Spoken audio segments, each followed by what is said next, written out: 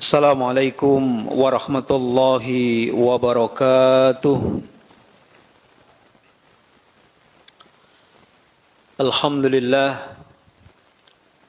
alhamdulillahi rabbil alamin. Wa bihi nasta'inuhu ala umurid dunya waddin. Wa la khawla wa la quwwata illa billahil aliyyil azim. أشهد أن لا إله إلا الله وحده لا شريك له وأشهد أن محمدا عبده ورسوله لا نبي بعده اللهم صل وسلم وبارك على نبي الأمي الكريم محمد وعلى آله وأصحابه ومن تبعهم بإحسان إلى يوم الدين أما بعد فيا عباد الله أوصيكم ونفسي بتقوى الله فقد فاز المتقون وخاب من طغى فقال الله تبارك وتعالى في كتابه الكريم سبحانك لا علم لنا إلا ما علمتنا إنك أنت العليم الحكيم. Bapak Ibu sekalian yang dimuliakan dan dirahmati Allah Subhanahu wa taala. Alhamdulillah, puji dan syukur marilah senantiasa kita panjatkan kehadirat Allah Subhanahu wa taala. Dan mudah-mudahan salat maghrib yang baru saja kita lakukan ini tidak lain menjadi bagian dari bentuk kesyukuran kita kepada Allah Subhanahu wa taala atas berbagai nikmat yang begitu banyak yang telah diberikan kepada kita semuanya. Di antara nikmat yang besar yang diberikan oleh Allah Subhanahu wa taala kepada kita adalah nikmat kita diberikan hidayah di atas jalan yang lurus atau ihdinas siratal mustaqim. Sampai saat ini kita bersyukur sampai saat ini insya Allah dan mudah-mudahan kita tetap berada di jalan yang lurus, tetap berada di jalan agama Allah, tetap kita berusaha untuk melaksanakan perintah dan ketaatan kepada Allah Subhanahu wa taala. Karena sebagaimana yang kita fahami bahwa dewasa ini begitu besar dan begitu masifnya tantangan-tantangan yang kita hadapi. Khususnya di dalam masalah akidah tentunya. Karena tidaklah urusan itu menjadi besar manakala urusan itu menyangkut dengan agama kita. Menyangkut keimanan dan akidah kita. Jamaah sekalian yang dimuliakan Allah Subhanahu wa taala. Di bulan ini kita semua mungkin menyaksikan mendengar atau mungkin bahkan membaca baik melalui media mainstream kita, televisi atau mungkin media sosial yang kita miliki terkait dengan kontroversi yang terjadi di salah satu lembaga pendidikan Islam yang kita sebut dengan pondok pesantren. Sampai saat ini masih belum ada titik terang, khususnya yang tentu menyangkut dengan pimpinan pesantrennya atau mungkin termasuk dengan status yang pesantren itu sendiri.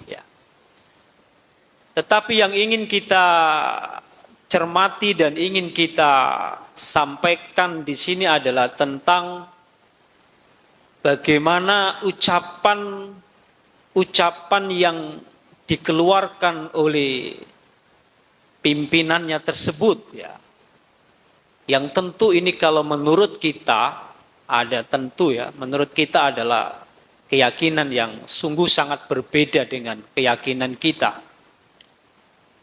Dan ini sangat berbahaya ya. Karena pesantren ini memiliki jumlah ribuan santri. Dan termasuk juga terbukti ajaran atau faham yang disampaikan di sana itu ternyata ya tentu ya santrinya juga sudah ya pasti terkontaminasi atau apalah begitu. Nah, salah satu yang ingin kita kritisi adalah ya tentang sebuah ucapan yang mengatakan bahwa Al-Quran itu memang wahyu. Al-Quran itu memang 100% kalamullah dan juga 100% kalam Rasul. Ini urusan yang besar, Pak. Karena ini kan menyangkut dengan keyakinan kita. Ini menyangkut dengan keimanan kita. Dan jadi masalah ketika ucapan itu menjadi viral. Kan gitu. Permasalahannya itu kan ucapan yang demikian ini menjadi viral. Dan ini kan tentu sangat berbahaya. Oke, kalau di kalangan mereka sendiri mungkin tidak terlalu bermasalah. Tapi kalau ketika ini sudah menjadi viral, maka ini menjadi masalah bagi kita. Karena dikhawatirkan bisa meracuni dan mengkontaminasi dan bisa merusak kepercayaan-kepercayaan yang selama ini sudah kita bangun, baik pada diri kita, keluarga kita, atau anak didik kita. Karena keyakinan tentang Al-Quran tidak sama dengan keyakinan kita yang kita anut. Bahkan saya juga ada melihat di sebuah TikTok gitu ya. Santrinya itu mengatakan qala Rasul sallallahu alaihi wasallam fil Qur'anil Karim. Padahal yang benar adalah qala Allah taala fi kitabihil karim atau fil Qur'anil Karim. Yang jadi permasalahan adalah pemahaman keyakinan yang diajarkan di sana adalah bahwa Al-Qur'an itu diturunkan oleh Allah kepada Nabi kita Muhammad sallallahu alaihi wasallam melalui malaikat Jibril, itu hanya diturunkan secara maknan saja. Dan Rasul sallallahu alaihi wasallam lah yang menyampaikannya kepada para sahabat itu sesuai dengan lafaz bahasa atau ucapan beliau sendiri. Intinya itu. Intinya pemahaman yang ada di lembaga pendidikan pesantren itu seperti itu. Dan pimpinannya pun juga mengatakan seperti itu. Bahwa memang benar Al-Quran itu adalah wahyu Allah. 100% kalamullah dan juga 100% kalam Rasul. Maksudnya adalah menurut Sidin, Al-Quran itu diturunkan kepada Rasul itu secara maknan saja. Tapi tidak secara lafdzonnya. Jadi Allah menyampaikan ini loh maksudnya, Allah menyampaikan ini loh artinya, ini loh maknanya. Lalu Rasul Shallallahu Alaihi Wasallam menyampaikan kepada para sahabatnya sesuai dengan bahasa beliau, dengan lafaz beliau, dengan ucapan beliau. Dan pemahaman ini tentu kontroversi dan bertolak belakang dengan pemahaman kita yang tidak lain adalah pemahaman Ahlus Sunnah wal Jamaah. Karena Ahlus Sunnah wal Jamaah meyakini dan mengimani bahwa Al-Quran itu diturunkan oleh Allah secara maknan walafdon. Baik maksud, arti, makna, termasuk juga lafaz-lafaz yang ada di dalam Al-Quran itu, itulah yang diturunkan oleh Allah.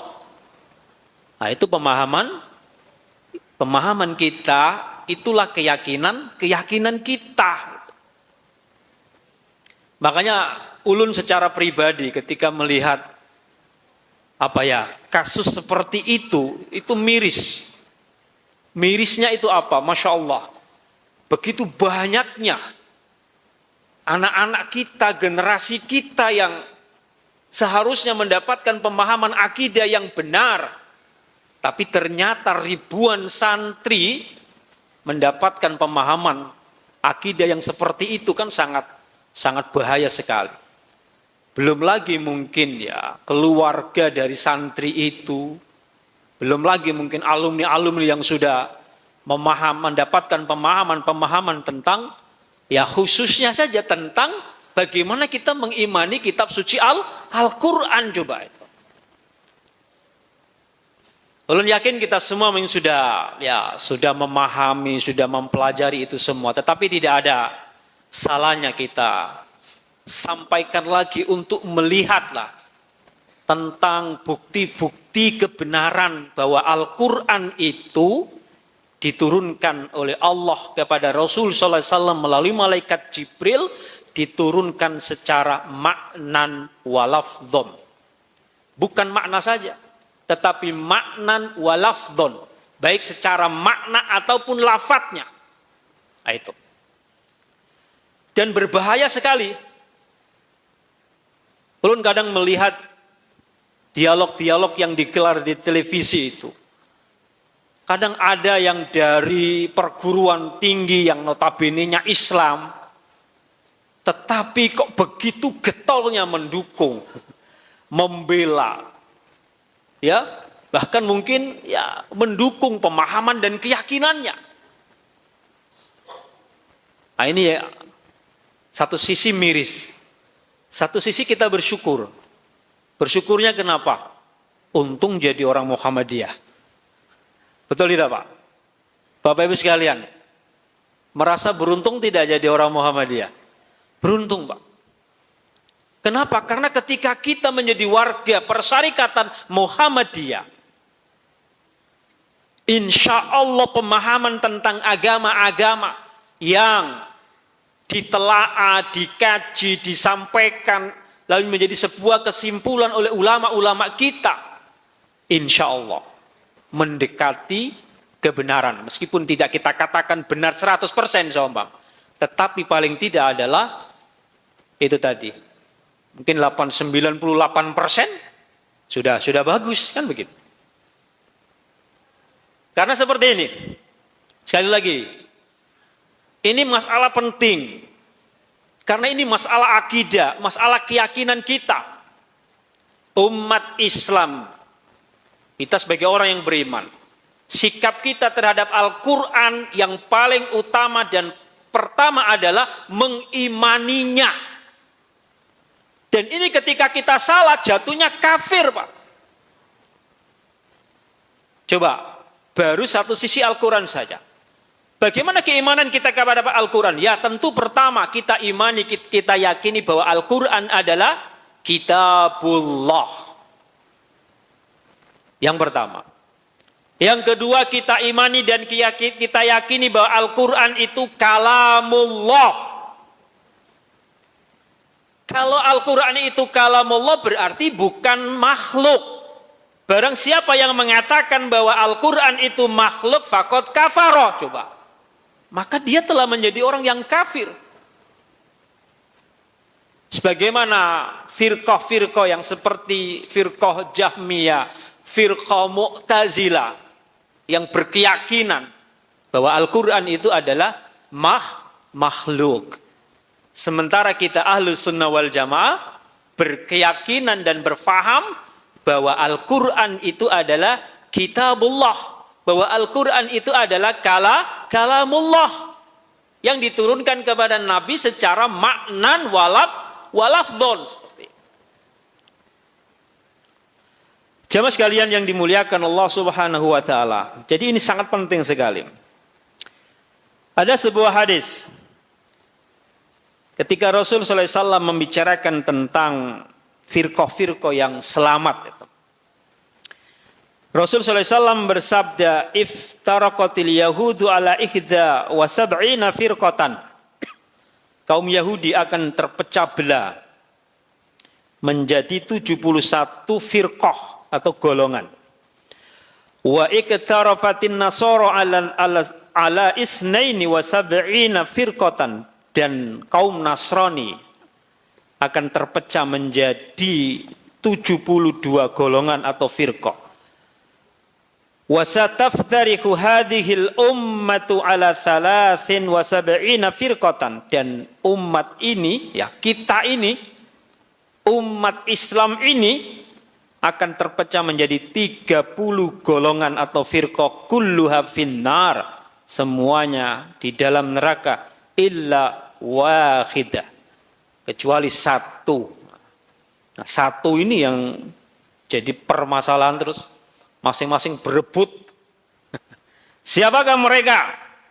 Para sahabat bertanya, man hiya ya Rasulullah? Siapa mereka wahai Rasul? Beliau menjawab, makana ala misli wa ana alaihi al-yaum wa ashabi. Mereka adalah golongan yang mana aku dan para sahabatku berpegang teguh padanya. Maksudnya padanya tentu Al-Quran dan As-Sunnah. Lalu difahami hadis ini, mereka yang termasuk Al-Firqah An-Najiyah wal Mansurah, mereka adalah Ahlus Sunnah wal Jamaah. Jadi firqah yang selamat itu adalah firqah yang mengikuti Ahlus Sunnah wal Jamaah. Siapakah mereka? Apakah orang Muhammadiyah Ahlus Sunnah wal Jamaah? Kalau ulun jawab, iya. Sudah pernah ulun sampaikan. Persyarikatan kita bersumber dan berlandaskan ar-ruju' ilal Quran was sunnah. Ciri-ciri orang ahlu sunnah wal jamaah itu dalam hal akidah selalu berusaha untuk menjauhi kesyirikan. Kita berusaha untuk menjauhi kesyirikan. Dan hal akidah memang yang paling utama. Dari mana kita firqah itu sesat? Dari mana kelompok itu sesat? Dari mana kelompok itu menyimpang? Maka tolak ukur utama adalah bagaimana kita lihat akidahnya. Jangan dilihat sholatnya dulu. Jangan dilihat ibadahnya dulu. Karena bagaimanapun ibadah itu baik, kalau akidah, keimanan, keyakinannya rusak, maka ibadahnya tidak akan berfaedah. Tidak akan memiliki manfaat. Makanya kita katakan, karena ini masalah akidah, masalah keyakinan, masalah keimanan, itu sangat penting sekali. Ciri ahlu sunnah wal jamaah adalah mereka betul-betul konsisten dan komitmen untuk berusaha menjauhi kesyirikan. Di dalam beribadah berusaha untuk menjauhi segala macam bid'ah. Lalu pertanyaannya, bagaimana kalau ada bid'ah-bid'ah sedikit? Kalau memang bid'ahnya tidak mengeluarkan dia pada agama, maka dia masih dianggap sebagai ahlus sunnah wal jamaah. Kecuali dia melakukan kebid'ahan, yang kebid'ahan itu menjadikan dia melakukan kesyirikan. Dan ketika melakukan kesyirikan, menyebabkan dia menjadi keluar dari agama. Ya, tentu tidak bisa dikatakan dia dalam golongan ahlus sunnah wal jamaah. Ya, meskipun kita tidak perlu mendeklar ya bahwa Muhammadiyah ini adalah ahlus sunnah wal jamaah, enggak perlu seperti itu, enggak apa-apa. Yang penting adalah kita faham bagaimana memahami ajaran-ajaran Islam melalui persyarikatan Muhammadiyah. Pernah kita sampaikan dengan melalui 3 metode pendekatan yang dilakukan oleh ulama-ulama tarjih kita, insya Allah akan selalu mendekati ihdinas siratal mustaqim tadi itu. Khususnya adalah bagaimana pemahaman dan keyakinan kita terhadap kitab suci Al-Quran itu. Nah, kalau pemahaman kita jelas, menurut manhaj tarjih jelas, sama dengan apa yang difahami dan diyakini oleh Ahlussunnah wal Jamaah, yaitu bahwa Al-Quran itu adalah kalamullah, bukan makhluk. Dan Al-Quran itu diturunkan kepada Nabi kita Muhammad SAW secara maknan walafdhon. Seperti itu. Jamaah sekalian yang dimuliakan Allah Subhanahu wa Ta'ala. Jadi di sini penting sekali bagaimana kita termasuk memperhatikan ya pendidikan anak-anak kita ya. Tentu ya kalau masih di tingkat SLTB, SLTA, bagaimana kita menyelamatkan akidah mereka. Minimal ketika mereka di lembaga-lembaga pendidikan kita, insya Allah ketika mereka kuliah, karena orang kuliah ini bahaya kok Pak. Karena orang kuliah itu bebas. Tanpa penglihatan kita, tanpa pantauan orang tua kan gitu. Nah di mana dia kuliah, ya akidah ini yang sangat penting. Karena di situ nanti akan dia diskusi akan selalu dia jalani, pemahaman ini itu dan sebagainya akan mereka dapatkan. Bagaimana macam-macam lah. Kalau nggak punya pegangan yang kuat, ini membahayakan sekali. Jamaah sekalian yang dimuliakan Allah Subhanahu wa Ta'ala. Mari kita lihat, sesungguhnya banyak sekali argumen-argumen untuk membantah orang-orang yang ragu terhadap originalitas Al-Quran itu. Dan memang kita nggak perlu heran ya. Zaman Nabi pun orang sudah banyak yang meragukan keaslian Al-Quran. Apakah itu kalamullah atau kalam Rasul? Itu zaman Rasul sudah terjadi itu. Sehingga Al-Quran dikatakan sebagai kalamur Rasul. Ya, buatan Nabi SAW dan lain sebagainya. Bahkan saat ini bahkan di bulan ini masif sekali orang bakar Quran ya di Swedia tuh. Kemudian terjadi di salah satu pesantren yang begitu hebohnya. Ya, salah satunya kan juga menyinggung masalah Al-Quran ya. Masalah Al-Quran itu. Kita lihat, jamaah sekalian yang dimuliakan Allah Subhanahu wa Ta'ala. Dalam sebuah ayat Allah Subhanahu wa Ta'ala menyebut Al-Quran diturunkan dalam bahasa Arab. Ingat, dalam bahasa Arab. Karena audiens pertama Al-Quran ialah orang Arab. Kita perhatikan firman Allah Subhanahu wa Ta'ala. Inna anzalnahu Qur'anan Arabiyyan la'allakum ta'qilun.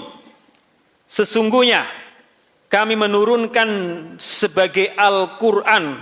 Sesungguhnya kami menurunkannya sebagai Al-Quran berbahasa Arab agar kamu mengerti. Mari kita lihat. Pensifatan Al-Quran dengan bahasa Arab itu sebuah pertanyaan sederhana yang ingin kita ajukan.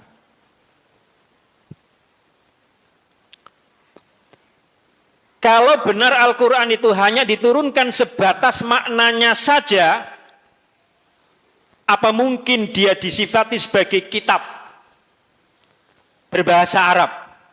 Kita harus ingat bahwa yang dinamakan bahasa itu bukan hanya sebatas kumpulan makna, tetapi bahasa itu bisa dinamai bahasa ketika dia sendiri dikomunikasikan dengan lafat-lafat.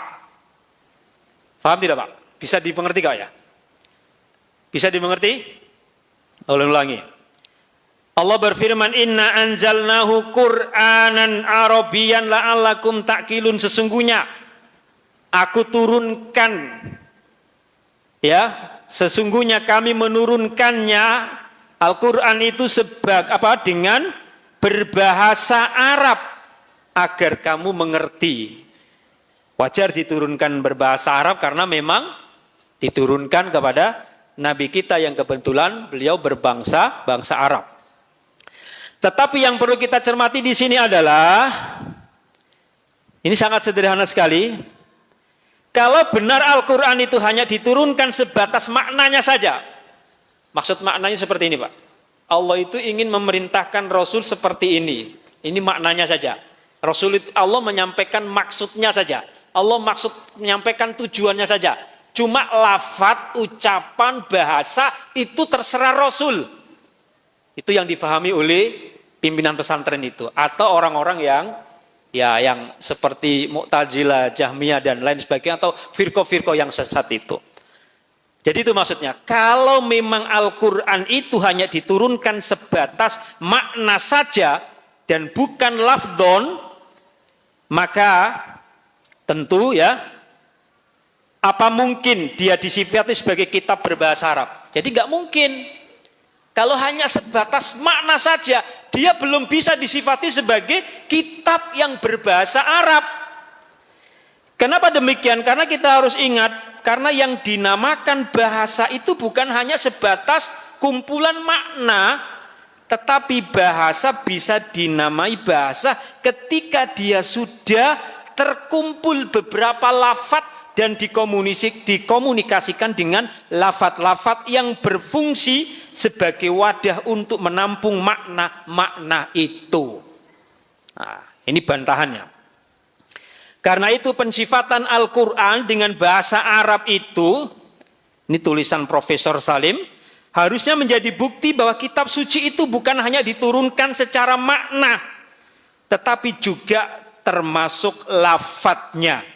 Karena kalau dia hanya diturunkan sebatas maknanya, maka tidak mungkin dikatakan bahwa Allah menurunkan Al-Quran sebagai kitab yang berbahasa Arab. Itu bukti secara tekstualnya. Jamaah sekalian yang dimuliakan Allah SWT, ada ayat lain yang mengatakan seperti ini.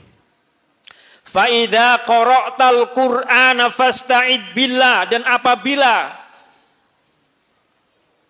engkau Muhammad ingin membaca Al-Quran, fasta'id billahi minasyaitonir rajim, maka mohonlah perlindungan kepada Allah dari setan yang terkutuk. Surah An-Nahl ayat 98. Dan juga firman Allah Subhanahu wa taala, wa idza qara'tal Qur'ana ja'alna bainaka wa bainal ladzina la yu'minuna bil akhirati hijaban mastura. Yang artinya, dan apabila engkau Muhammad membaca Al-Quran, kami adakan suatu dinding yang tidak terlihat antara engkau dan orang-orang yang tidak beriman kepada kehidupan akhirat. Quran Surah Al-Isra ayat 45. Mari kita pahami. Dua ayat ini, menurut Profesor Salim tadi, menunjukkan bahwa Al-Quran itu adalah sesuatu yang dibaca dengan lisan. Yukra'u bil alsina. Ayat pertama misalnya, Fa'idha qara'tal Qur'ana fasta'id billahi minasyaitonir rajim, yang pertama. Memerintahkan kepada Nabi Shallallahu Alaihi Wasallam untuk berlindung kepada Allah apabila beliau ingin membaca Al-Quran. Jelas menurut Profesor Salim, sesuatu yang dibaca dengan lisan bukan hanya sebatas makna-makna yang abstrak, tetapi juga lafadz-lafadz. Kan nggak mungkin makna dibaca. Kalau mau membaca kan nggak mungkin, makna itu masih abstrak, makna itu belum jelas. Tetapi kitab Al-Quran itu sudah jelas, ada lafadz, ada makna. Jadi jelas, Al-Quran itu diturunkan dengan maknan walafdon, bukan makna saja. Gitu. Ulangi, sesuatu yang dibaca dengan lisan bukan hanya sebatas makna-makna yang abstrak, tetapi juga lafadz-lafadz. Lebih menarik lagi, ada ayat yang menyebut kalam Allah itu sebagai sesuatu yang didengar. Ingat, yang didengar. Dan kita semua pasti tahu bahwa sesuatu yang didengar itu bukan hanya sebatas makna, tetapi juga lafadz-lafadz itu. Ada ayat lain mengatakan, wa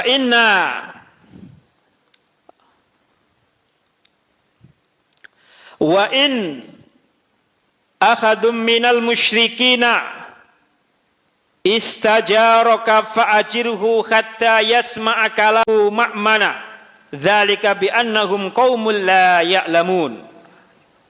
Yang artinya, dan jika di antara kaum musyrikin ada yang meminta perlindungan kepadamu, maka berilah perlindungan agar dia dapat mendengar firman Allah atau kalamullah. Kemudian antarkanlah dia ke tempat yang aman baginya. Demikian itu karena sesungguhnya mereka kaum yang tidak mengetahui. Penjelasannya, mari kita perhatikan. Di sana ada ungkapan agar dia dapat mendengarkan firman Allah. Ingat, kalam yang bisa disimak dengan dibaca itu bukan hanya sebatas makna, tapi lafaz-lafaz yang menjadi penunjuk. Karena itu kita tahu bahwa makna dari suatu lafaz itu tidak mungkin dibacakan dan didengar. Makna itu ditangkap oleh nalar, bukan didengar ataupun dibacakan. Yang didengar dan dibacakan itu lafaz, bukan makna. Ini sebagai penguat, ya, sebagai penguat dalil tekstual, ya, mengenai bahwa Al-Quran itu untuk kita sanggah, kita kritik, ya, sesuai dengan keyakinan kita bahwa Al-Quran itu kalamullah, diturunkan kepada Nabi kita Muhammad SAW secara maknan wa lafdhon.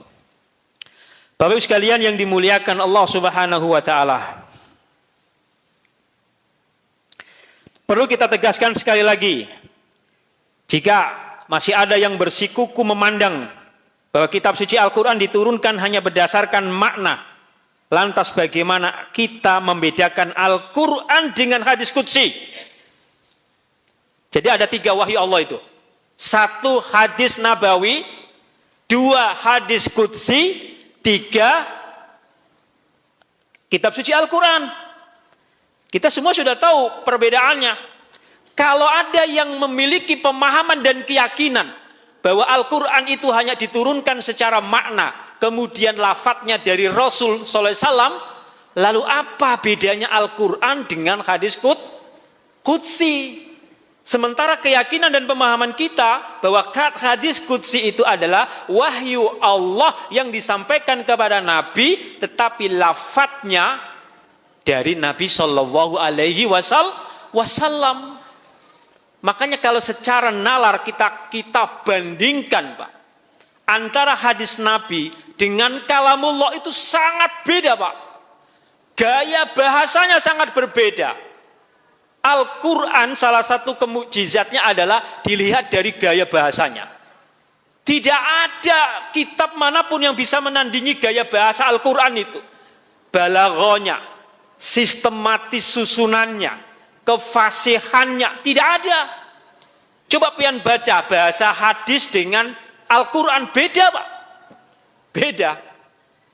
Karena hadis bahasanya Nabi, sedangkan Al-Quran kalamullah. Nah, kalau ada yang bersikuku menganggap bahwa Al-Quran itu diturunkan secara makna saja, lalu lafadznya dari Nabi, apa bedanya Al-Quran dengan hadis qudsi? Padahal sementara ini pemahaman kita adalah antara akal Al-Quran tentu berbeda dengan hadis qudsi. Nah, itu. Yang kedua, nalar kita mengatakan kalau Al-Quran itu diturunkan kepada Nabi kita Muhammad SAW secara makna saja, lalu lafadznya dari Nabi SAW, berarti Al-Quran itu ada campur tangan manusia. Betul tidak? Kalau Al-Quran itu ada campur tangan manusia, maka Al-Quran itu tidak layak disebut sebagai mukjizat. Sementara mukjizat itu adalah sesuatu yang hanya dikerjakan oleh Allah. Allah nggak perlu campur tangan. Karena yang namanya mukjizat, keistimewaan, namanya mukjizat. A'jaza yu'jizu, yang artinya melemahkan. Kalau sudah mukjizat, semuanya bisa kalah. Seperti itu. Kalau Al-Quran lafadznya dari Nabi, berarti Al-Quran itu nggak layak, Pak, disebut sebagai mukjizat. Tidak layak. Lah, kita katakan bahwa Mukjizat Nabi sallallahu alaihi wasallam, di antara mukjizat beliau, mukjizat yang paling besar adalah Al-Qur'an. Karena Al-Qur'an tidak lain merupakan kalamullah yang berisi berbagai macam, tentunya adalah hudal linnasi, berisi berbagai macam petunjuk hidayah bagi kita untuk menggapai kebahagiaan hidup yang bahagia, baik di kehidupan dunia ataupun di kehidupan akhirat. Jadi sekali lagi, kalau ada orang yang mengatakan dan masih bersikeras mengatakan bahwa Al-Quran itu diturunkan secara makna, kemudian lafadznya berasal dari Nabi, sementara fakta para pakar sudah menunjukkan bahwa gaya bahasa hadis qudsi dengan Al-Quran itu berbeda sekali. Berbahayanya lagi, menyebut Al-Quran sebagai wahyu yang diturunkan maknanya saja dapat berakhir pada penafian akan kemukjizatan tadi. Al-Quran itu ya, menafikan atau meniadakan kemukjizatan Al-Quran itu sendiri. Karena mukjizat itu sebagaimana ditegaskan oleh para teolog haruslah berupa perbuatan Allah yang luar biasa yang terlahir pada diri seorang nabi yang disertai tantangan, dan tantangan itu tidak bisa ditandingi oleh lawan karena memang itu adalah prioritas atau kekuasaan Allah Subhanahu wa taala. Jamaah sekalian yang dimuliakan Allah Subhanahu wa taala. Karena itu jika kita mengacu pada klaim yang sesat, klaim orang-orang yang aneh, klaim firqah-firqah yang sesat, Al-Quran tidak dikategorikan sebagai perbuatan Allah lagi, melainkan perbuatan Nabi, karena yang merangkai lafadznya adalah Nabi. Harus kita ingat ya, bahwa menjadi kemujizatan Al-Quran itu antara lain ialah dari sisi balaghah, kefasihan, sistematis ayat-ayat, dan itu hanya bisa dibuktikan melalui penelusuran atas bangunan lafadz-lafadznya, bukan hanya maknanya saja. Kalau Al-Quran dikatakan sebagai kitab yang hanya diturunkan maknanya saja, maka otomatis mukjizat kebahasaan tidak bisa lagi dibuktikan. Nah, jadi kesimpulannya adalah bahwa salah satu yang menjadikan Al-Quran itu sebagai mukjizat adalah karena bahasanya, Pak. Bahasanya itu ya, Qul a'udzu birabbin nas, malikin nas, ilahin nas, min syarril waswasil khannas, alladzi yuwaswisu fi sudurin nas. Coba. Dan zaman Nabi sampai sekarang, Pak, nggak ada orang yang bisa membuat Al-Quran. Nggak ada, Pak. Mudah-mudahan nanti di kesempatan lain kita sampaikan. Banyak sekali bukti-bukti yang membantah orang-orang yang memiliki pemahaman yang kontradiktif dengan pemahaman-pemahaman kita sebagai Ahlussunnah wal Jamaah tentunya. Tetapi ketika ini muncul dan akan selalu muncul, bahkan mungkin sampai kiamat pun akan selalu muncul orang-orang yang berpikiran liberal seperti ini. Nah, ini tentunya sangat penting bagi kita sebagai pembentengan diri, termasuk juga bagi generasi-generasi kita semuanya. Wallahu a'lam bishawab. Demikian apa yang dapat ulun sampaikan. Kurang dan lebihnya mohon maaf yang sebesar-besarnya. Subhanakallahumma wa bihamdika asyhadu an la ilaha illa anta astaghfiruka wa atubu ilaik. Assalamualaikum warahmatullahi wabarakatuh.